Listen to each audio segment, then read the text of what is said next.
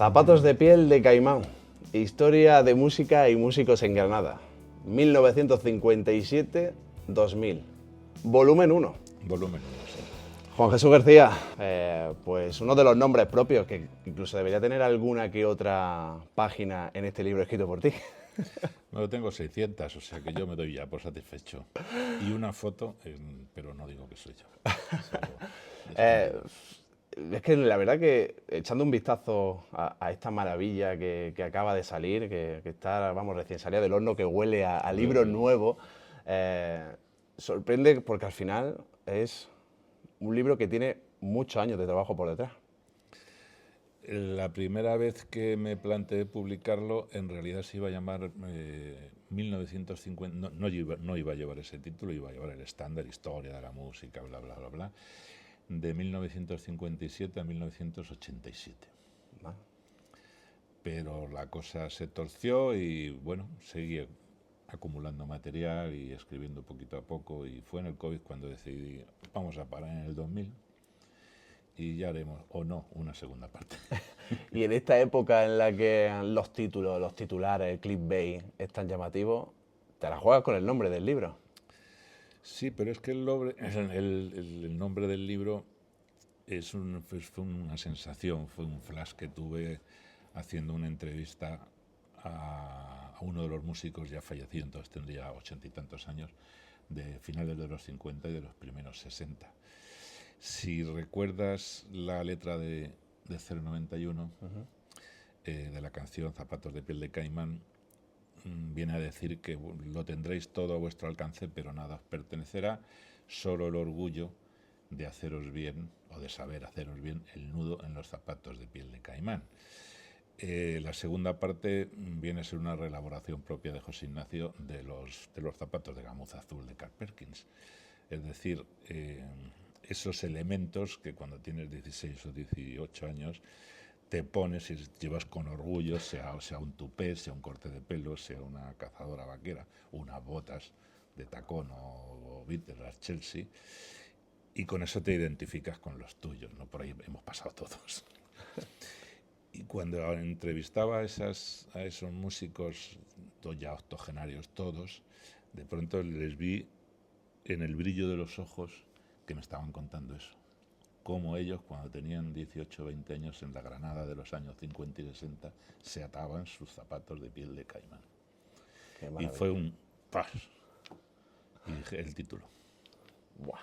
Y es que la verdad que el viaje, porque has querido meter a todo el mundo. O sea, lo importante que yo creo que tiene este libro, que al final está hablando un poco de todo esto de la identidad y demás, yo creo que también tiene que acompañar a que la gente que vea esto va a ver de dónde viene, pues las cosas que estás diciendo tú, ¿no? De dónde sale esa iniciativa propia de intentar imitar a ese ídolo, ¿no? Que tenemos, esa música que le quiero enseñar a mis padres, o que me enseñan mis padres, o que le enseño a mis compañeros de clase, o que incluso escucho en el trabajo hasta que alguien me dice, ¿esto quiénes son, no? Has querido meter todo lo que ha pasado por tus oídos desde que pisaste Granada. Bueno, incluso yo vine a Granada a finales de los 70. De toda la parte más antigua de los 60 y de los 50 ya es un retrato coral o oral que me han ido preguntando y me han estado contando los protagonistas, y en muchos casos los hijos de los protagonistas ya, porque además hay nombres citados ya de 3 generaciones, músicos de 3 generaciones. Es que Granada ha dado para mucho. Ha dado para mucho. Es que encima ahora estamos en un momento, yo creo que en el que, digamos que gracias a lo mejor a todo lo que está sucediendo alrededor de la posible elección de Granada como capital europea de la cultura, hace pocos días, va a salir en esta misma semana en esta entrevista, se ha mencionado este famoso Boulevard de la Música que vamos a tener. Van a tener que revisar este libro. Bueno, es que si ponen, hay unos 800 grupos ahí reseñados. Sí, yo creo que necesitamos la carretera de Motril entera para todas las baldosas, ¿no? Si quieren ponerla. Es que, ¿y por dónde has querido que la gente empiece a viajar? ¿Lo has hecho de manera cronológica, como bien aparece aquí en el libro? Luego, en cada final de cada década, has querido hacer como una especie de recopilación de todos esos grupos que has ido mencionando y que han pasado por tu vida y por la vida de la ciudad de Granada. ¿Pero qué has querido que la gente saque de este viaje? Tenía varias posibilidades, ordenarlo por estilos o, que es lo que he hecho al final, ordenarlo cronológicamente. Y sí, son 4 capítulos grandes dedicados a las décadas de los 60, 70, 80 y 90. El 90 ya bordeando al 2000 porque fue la plataforma para muchas bandas como Lori Meyer o Los Planetas que empezaron a finales de esa década. Y cada década lleva al final, como bien dices, un diccionario con fichas de los grupos y de los... En los 60 serían conjuntos, en los 70 y 80 grupos, y ahora se dice bandas. Conjuntos, bandas, músicos vocales, como quieras llamarle, propios de esa, que funcionaban en esa década. Por ponerte un ejemplo, lo que más les sorprende a casi todos los que han visto el libro es descubrir que en los años 60 había más de 200 conjuntos músicos vocales en Nada, Granada. es tremendo, es tremendo. Yo me he quedado alucinado. Páginas y páginas y nombres, incluso ya viendo alguno de decir, me apetece intentar encontrarlos para poder escuchar algo de ellos. Eso es muy difícil porque en los 60 grabaron los nombres capitales, Los Ángeles, Los Nevada, los Windies, pero no, muy poquita gente más. Incluso en los 70, todavía menos. De los 70 no hay rastro discográfico porque no grabó nadie. Se grabó Carlos Cano, pero de los grupos de rock y pop de entonces nadie grabó. Se normalizó ya con las industrias independientes en los 80, entonces ya sí hubo un aluvión de discos y de maquetas, pero en los años 70 se hizo muy poco.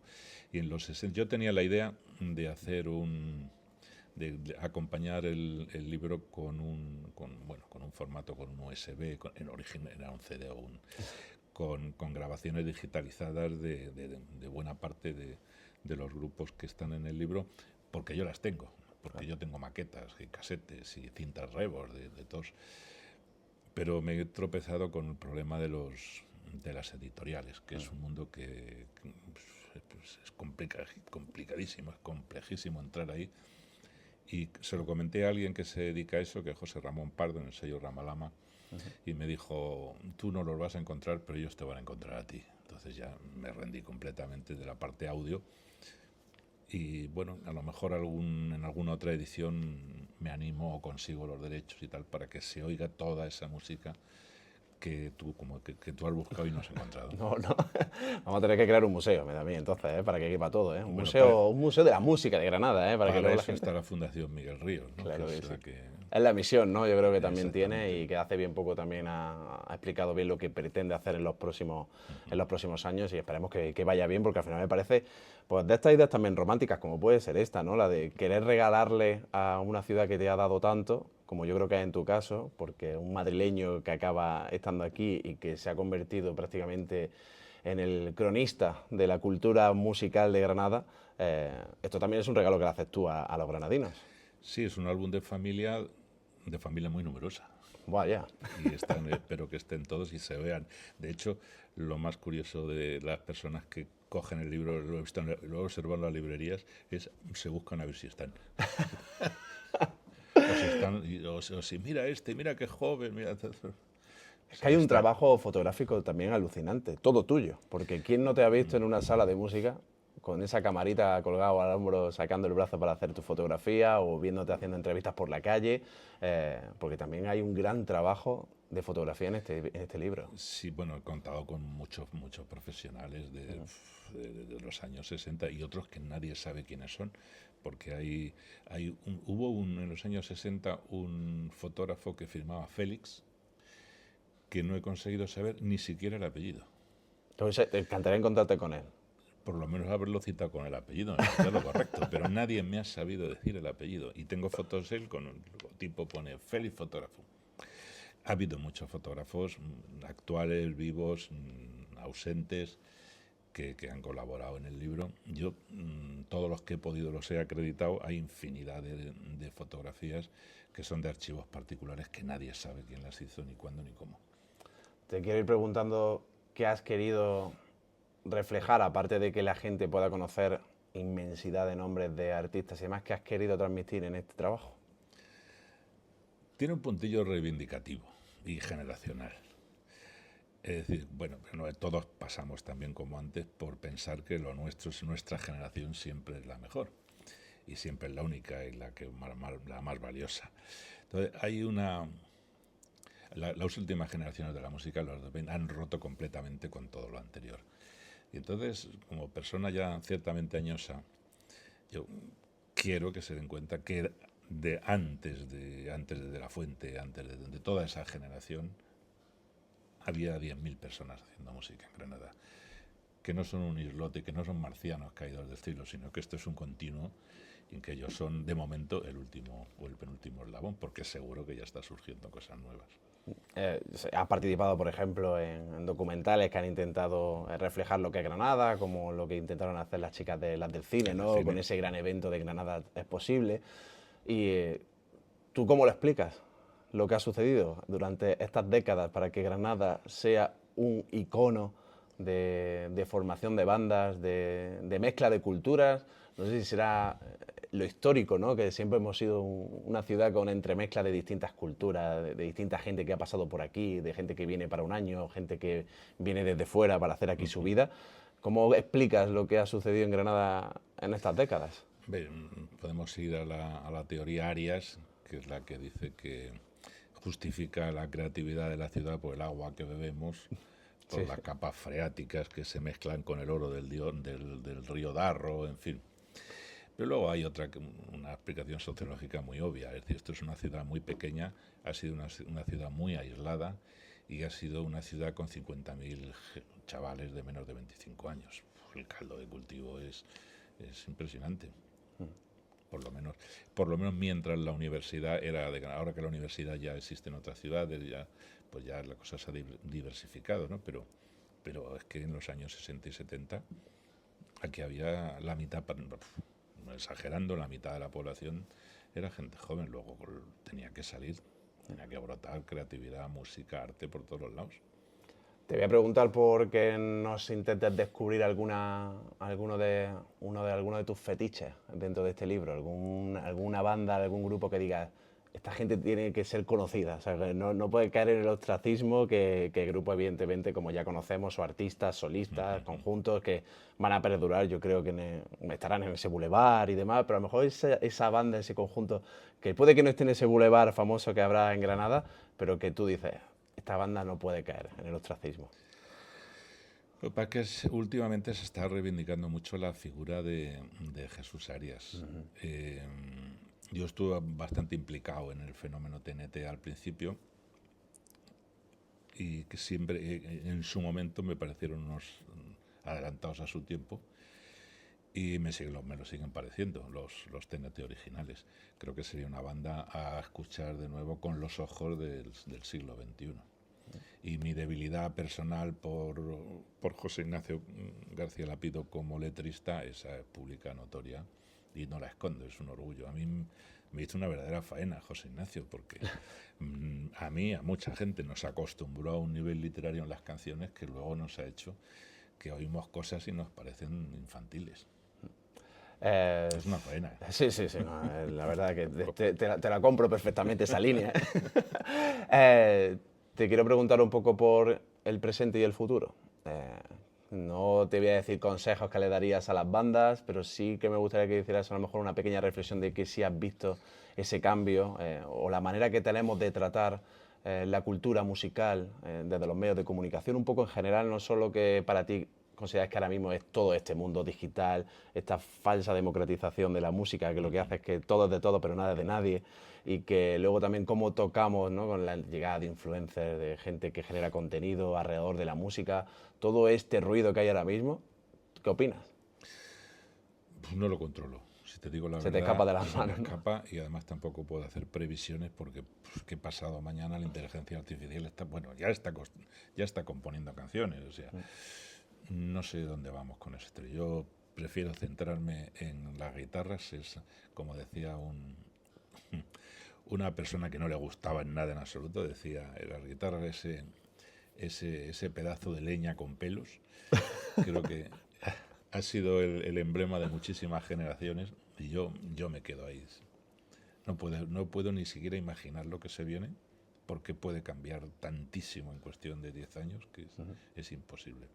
Eso sí, me gusta que los vinilos sigan funcionando y que se sigan reeditando muchas cosas antiguas y sobre todo que toda la música que hay en el mundo esté al alcance de un clic. Eso me parece maravilloso. ¿Te han tratado bien las bandas granadinas? Bueno, sí, lo que pasa es que yo era un poco una especie de garrapata que iba pegado a ellos, ¿no? Entonces, un, un músico una vez, esta anécdota ya la he contado, un músico una vez en el Ruido Rosa, a altas horas de la mañana, me, ya cuando el alcohol entra en combustión, me dijo: Juanje, tú que vives de los músicos, invítame una copa. Soy como una especie de parásito que ha ido a muchos sitios y bueno, sí, me han tratado bien. ¿Qué vas a echar de menos de toda esa etapa? Voy a echar todo, sobre todo cuando tenía 30 años, 20 o 30 años. Eso Te aguantaba el fin de semana, ¿no? Para el ritmo, ¿no? Irrecuperable, ¿no? Sí, es irrecuperable ya. Pero sí, me han tratado. Me considero bien tratado, me considero una persona querida. Además, me estoy dando cuenta ahora con el libro que, joder, me abruma la cantidad de afecto que veo en redes y que veo directamente e indirectamente. Y por último, ¿qué le recomienda a la gente que vaya a aventurarse a meterse en esta aventura de conocer realmente lo que es la historia de la música en Granada en prácticamente el último medio siglo? Pues que se deje deslumbrar, por el pasado sonoro de esta ciudad y además que descubra que no solamente son músicos, sino que hay periodistas, que hay radiofonistas, que ha habido periódicos, que hay fotógrafos, que está todo el ecosistema que ha dado vida a que Granada sea una ciudad referencial en la música. De hecho, te lo dicen todos los músicos cuando salen por ahí, todos les preguntan qué pasa en Granada para que haya tanta música. Pues, Jorge, muchas gracias por este tiempo. Yo te doy las gracias porque nos has descubierto a lo largo de todos estos años de que hemos estado en conciertos y te veíamos por allí y luego buscábamos saber lo que habías escrito sobre tal banda o un concierto que te habías perdido a ver qué nos contaba. Siempre ha estado ahí esa pluma y encima que luego aparte hayas querido guardarte ese tiempo para hacer estas maravillas, pues yo creo que hay agradecimientos no solo para los granadinos, sino para los amantes de la música granadina, que ya también es un espectro grande, que hay que decirlo, porque hay mucho enamorado de la música de su tierra, pero que la pueda tener a simple vista en una mano es una maravilla. Bueno, en dos manos, porque pesa 2 kilos. Sí, es verdad que sí que pesa, hay que decirlo, que es muy buen libro, hay que decirlo. Oye, también a Joaquín Martín, que no sé si quieres también mencionarle. Sí, Joaquín es que, bueno, Joaquín es el arquitecto del diseño que no ha visto el terminado porque falleció antes y yo le he querido hacer un homenaje con la coautoría. El diseño final, también esa preciosidad es de Aurora Pulido, que es la que lo ha perfilado y lo ha dejado de caramelo. Pues una maravilla de regalo para Navidad, ven a mí. Eso me está diciendo la gente. Eso me está diciendo. Tiene otros usos, pero bueno, prefiero el de regalo. Pues muchas gracias por estar con nosotros. A vosotros por acordaros de mí.